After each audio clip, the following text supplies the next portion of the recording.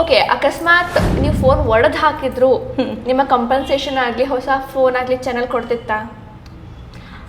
ಎಲ್ಲ ಅದರಿಂದ ವಿನಯ್ ಗೌಡ ಅವರು ನನಗೆ ಒಂದು ಮಾತು ಹೇಳಿದರು ಅಬೌಟ್ ನಾವು ನಿಮ್ಮ ಸಂಬಂಧ ನಾ ಫೋನ್ ಆರ್ಡರ್ ಮಾಡಿದ್ದೆ ಅಂತ ಹೇಳಿ.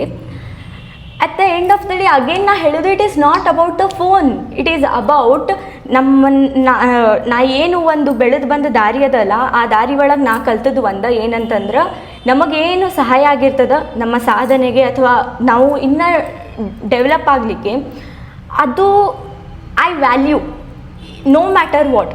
ಅದನ್ನು ತುಳಿದು ಹೋಗಿ ಅಥವಾ ಅದನ್ನು ಮುರಿದುಕೊಂಡು ಹೋಗಿ ಏನೋ ಒಂದು ಮಾಡಿಬಿಟ್ಟೆ ಅಂತಂದ್ರೆ then who am I? But ಅಷ್ಟಿದ್ರೂ ಬಿಕಾಸ್ ಅಲ್ಲೇ ನನ್ನ ಜೊತೆ ಒಬ್ಬರು ಕಾಂಪಿಟೇಟರ್ ಇದ್ದರು and she is ready to do the task. ಹೀಗಾಗಿ ನನಗೆ ಆ ಕಾಂಪಿಟೇಷನ್ ಕೊಟ್ಟನೂ ವಾಪಸ್ ಬರೋದಿತ್ತು. ಇಟ್ಸ್ ನಾಟ್ ಲೈಕ್ ನಾ ಏನೋ ಗಿವ್ ಅಪ್ ಅನ್ನೋಗಿಂತ ನಾನು ಯಾವುದಕ್ಕೂ ಅಟ್ಯಾಚ್ ಇಲ್ಲ. ಬಟ್ ಒಂದೇ ಏನಂದ್ರೆ I am more of my values, ಅದಕ್ಕಿಂತ ಜಾಸ್ತಿ ನಾ ಇದನ್ನು ಮಾಡೋದಿಲ್ಲ. ಅಕಸ್ಮಾತ್ ವ್ಯಾಲ್ಯೂಸ್ ನೀವು ಬಾಜುಕಿಟ್ಟು ಅಗ್ನಿ ಪರೀಕ್ಷೆ ಮಾಡಬೇಕು ಅಂತಂದ್ರೆ ನೀವು ಬಿಗ್ ಬಾಸಿಗೆ ಮಾಡ್ಲಿಕ್ಕತ್ತೀರಿ ಹೌದಿಲ್ಲ audition? That is my question. Because Bigg Boss is a personality show. So ನಾವು ಹೇಳಿದ್ದೆಲ್ಲ ಮಾಡ್ತೀರಿ ಅಂತಂದ್ರೆ ನಿಮ್ಮ ಪರ್ಸ್ನಾಲಿಟಿ ಏನು ಹೊರಗೆ ಬಂತದ್ರಿಂದ ಅಷ್ಟೇ. ಆಮೇಲೆ ಅವರು ಒಂದು ಸೆಂಟೆನ್ಸ್ನು ಯೂಸ್ ಮಾಡ್ತಾರೆ, ಛಲ ನಾವು ನೋಡ್ಲಿಕ್ಕತ್ತಿದ್ವಿ ಅಂತ. ಯಾವ ರೀತಿಯಿಂದ ಛಲ ನೋಡ್ಬೋದಿತ್ತು?